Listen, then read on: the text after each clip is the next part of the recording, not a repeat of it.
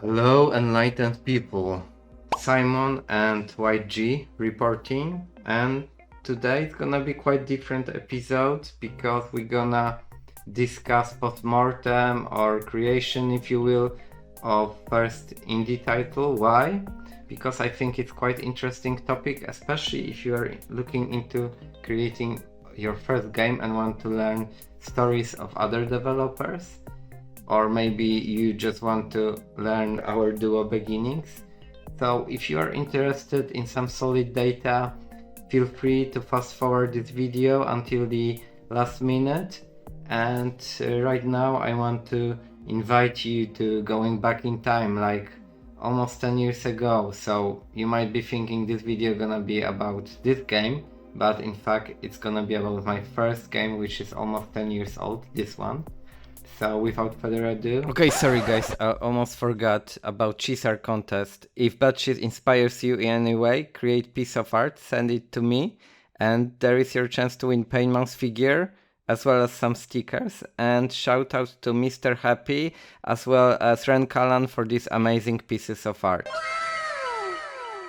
So let's get back to the video. Story of Bulb Boy. Let's begin.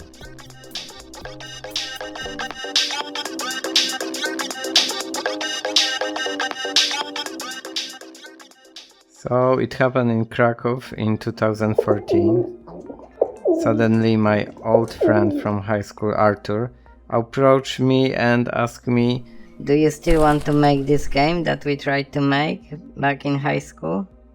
And I thought for something like half a second and I said, "Yes, I do." So we decided to start Bulbware and begin with Kickstarter. So we quickly set up a page and prepare some wonderful demo that was picked up by many YouTubers, Markiplier and PewDiePie to name a few. Unfortunately, Kickstarter gathered only 14,000 out of 40,000 goal.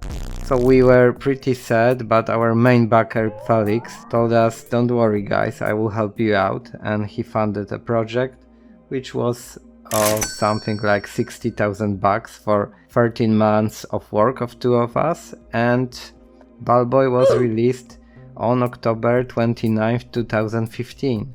In 2016, mobile versions followed, first for iOS, then for Android.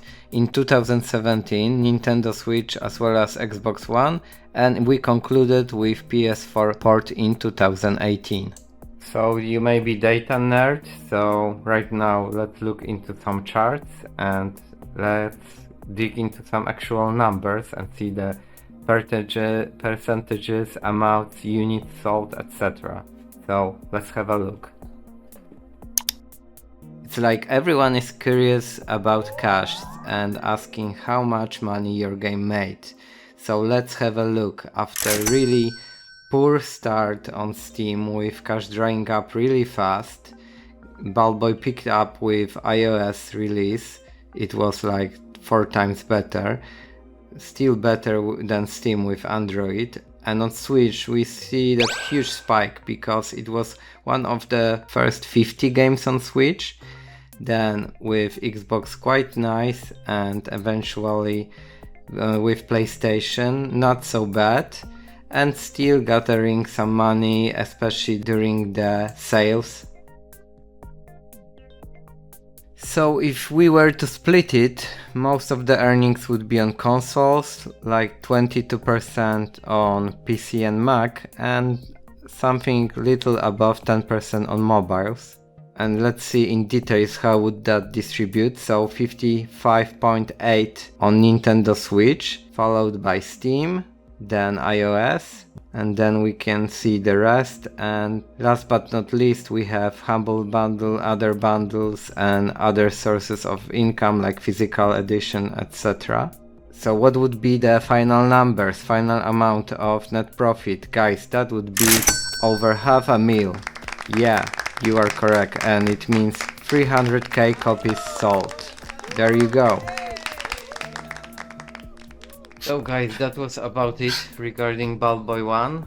And one interesting fact is since I left Barber in June last year, I was working solely on Ballboy 2, preparing all the art and animation.